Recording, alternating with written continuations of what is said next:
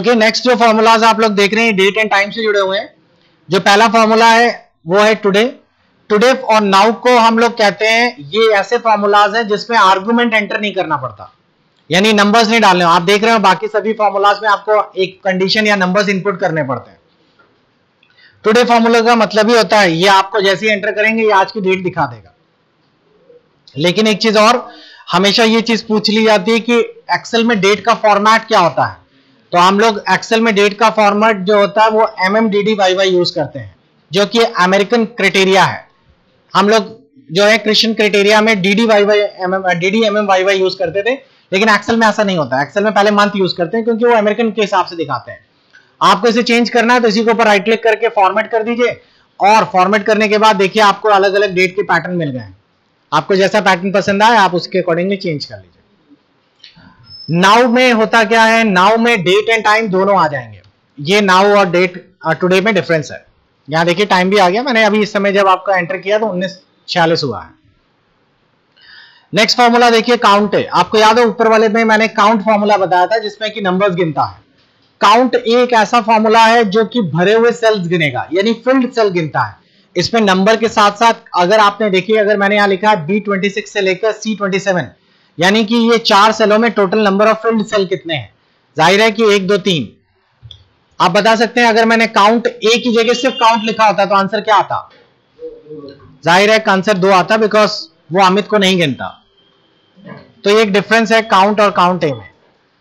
Next है count if. ये formula भी काउंट होता है, ये कई बार हमने अटेंडेंस शीट वगैरह में काम किया है इस पर। काउंट इफ के अंतर्गत आपको पूरी रेंज देनी है, कहां से कहां तक काउंट करें, और उसके ब्रैकेट में इन्वर्टेड कॉमा में एक कंडीशन भी लगानी है। यहां कंडीशन हमने लगा दी है ग्रेटर देन 50, ये डबल इन्वर्टेड कॉमास हैं। तो इसका मतलब है कि आप B28 से C28 के नंबर्स काउंट करिए, लेकिन सिर्फ उन नंबर्स को काउंट करिए जो कि 50 से ज्यादा है। मेरे को बताइए 50 से ज्यादा वाले नंबर्स कितने हैं। जाहिर है 3 है, तो आपके स्क्रीन पर 3 आ गया। अगर मैं यहां पे कंडीशन चेंज कर देता और यहां पे कर देता लेस देन 50, तो जाहिर है आपका आंसर चेंज हो जाता और यहां पर लेस देन 50 वाला आ जाता, इस तरीके से। नेक्स्ट फॉर्मूला है आपका काउंट ब्लैंक। ये फॉर्मूला खाली सेल गिनता है। B30 से लेके C31, इस पूरे में नंबर ऑफ सेल्स जो है उसमें खाली कितने हैं। जाहिर है आपको दिख रहा होगा एक सेल खाली है, तो ये खाली सेल को काउंट कर लेता है। अगला फॉर्मूला है रिपीट। REPT कहते हैं इसे, और ये रिपीट फॉर्मूले का मतलब है फॉर्मूला किसी भी नंबर या किसी सेल को भी नंबर ऑफ टाइम्स रिपीट कर लीजिए। यहां लिखा गया है आप B32 में जो लिखा हुआ है ये, इसको C32 टाइम्स रिपीट करिए। तो जाहिर है B32 में A सिंबल है और ये 5 बार रिपीट करने को बोला जा रहा है।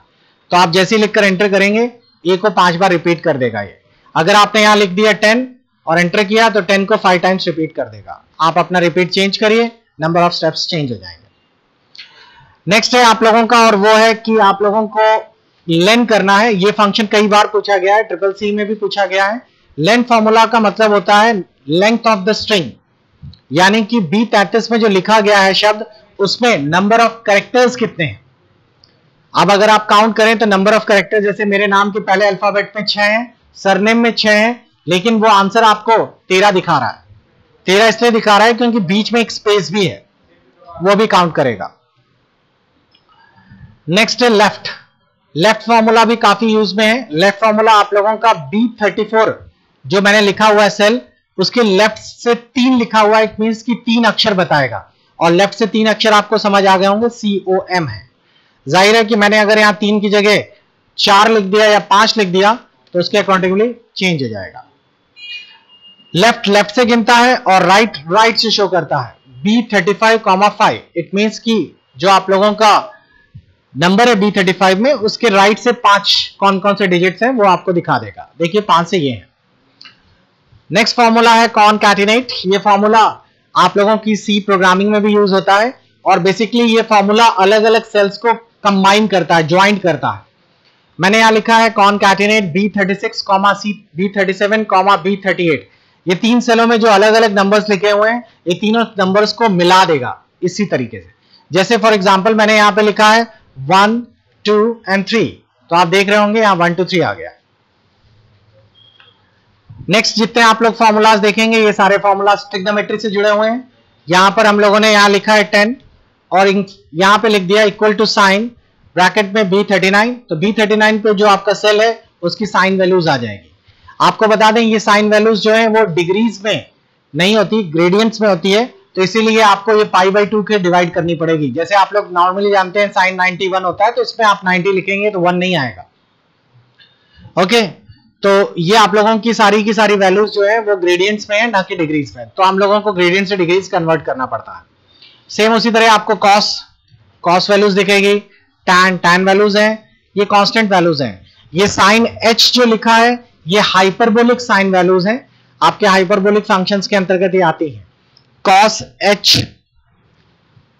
आपकी कॉस हाइपरबोलिक वैल्यूज है, tan h tan hyperbolic values दिखाएगा। ए साइन जो है वो साइन इनवर्स की वैल्यू दिखाएगा, साइन इनवर्स की वैल्यूज। ये ऐसा लिखकर आ जाए हैश नम एक्सक्लेमेशन, इसका मतलब है कि आपने जो नंबर इनपुट किया है वो गलत है, नंबर इनपुट वैल्यू ही गलत है।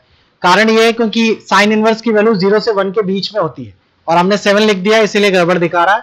आप 0 से 1 के बीच में डालेंगे तो सही आ जाएगा। एक चीज और आपको छोटी सी और बता दें, अगर एक्सेल में आप कभी भी कोई नंबर्स या फॉर्मूला लिखते हैं, अगर इसकी विड्थ छोटी होती है तो वहां पर आपको कभी कभार ऐसा देखने को मिलेगा या हैश बन जाएगा। यह हैश का मतलब होता है कि आपने विड्थ छोटी कर दी, इसके लिए जगह कम पड़ रही है, तो आप लोग इसे फैला लीजिए। Okay, same a cos a tan वैसे ही रिपीट कर लीजिएगा। नेक्स्ट फंक्शन है हमारे पास पावर। जो पावर फंक्शन है ये a की पावर b की वैल्यू दिखाता है। यहां लिखा है B48, C48, B48 पे 2 लिखा है, C48 पे 5 लिखा है, तो 2 की पावर 5 की वैल्यू आ जाएगी जो कि होती है 32, और अगर मैंने यहाँ 5 और 2 लिखा तो 5 की पावर 2 यानी कि 25 आ जाएगा। नेक्स्ट है प्रोडक्ट, जो कि नंबरों का मल्टीप्लाई निकालता है। जाहिर है आप लोग जानते हैं B49 से C50, इसके बीच में जितने भी नंबर्स दिए गए इन सबको मल्टीप्लाई करिए, आंसर 0 आ रहा है, बिकॉज 0 से कुछ भी मल्टीप्लाई होगा तो 0 होगा। मैंने नंबर चेंज किया, आंसर चेंज हो गया। नेक्स्ट पाई, ये भी नॉन आर्गुमेंट वैल्यूज है। पाई की कांस्टेंट वैल्यू दिखाएगा इक्वल टू PI, ब्रैकेट्स लगा दीजिए ओपन क्लोज, और पाई की कांस्टेंट वैल्यूज आ गए। अब बात आती है इसका यूज कैसे करें। देखिए बहुत सारी चीजें हैं यूज करने के लिए। मान लीजिए कि आपको मैंने कहा कि आपके पास एक सर्कल है, उसका रेडियस 5 है, आपको एरिया निकालना है, तो आपको पता है पाई आर स्क्वायर होता है, तो आपने यहां पे लिखा equal to pi r square के लिए R इंटू आर लिख दिया, और देखिए आपका पाई आर स्क्वायर यानी कि रेडियस देने के बाद ऑटोमेटिकली एरिया निकल कर आ गया। मैंने रेडियस चेंज किया, एरिया ऑफ सर्कल भी चेंज हो गया। तो पाई का इस्तेमाल इस तरीके से हो जाता है। नेक्स्ट वैल्यूज है वो है रैंडम, RAND। रैंडम का मतलब होता है कोई भी रैंडम वैल्यूज। ये आपको 0 से 1 के बीच में कोई भी रैंडम नंबर्स दिखाएगा। देखिए पहली बार मैंने लिखा तो 0.8 आ गया, फिर मैंने लिखा 0.4 आ गया, फिर मैंने लिखा 0.5 आ गया, फिर लिखा कुछ भी आ सकता है।